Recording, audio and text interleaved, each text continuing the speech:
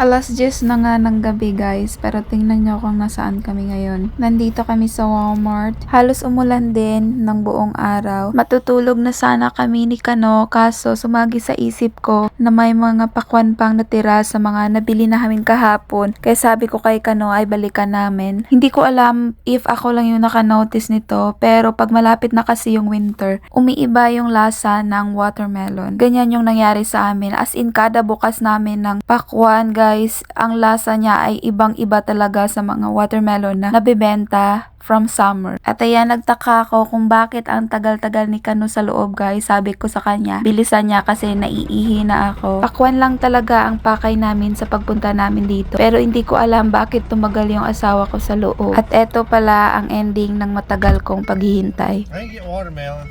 Why? Got something else. What is it? But my baby needed it. What You're is gonna it? love it. What is it? Show me. I figured I would just buy this out of the lunch money I'll spend tomorrow at work. Look at it, love. Look at it.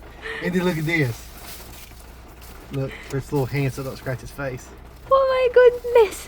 Why would you get those? Because it matches. See, it's got the green, and then you got this.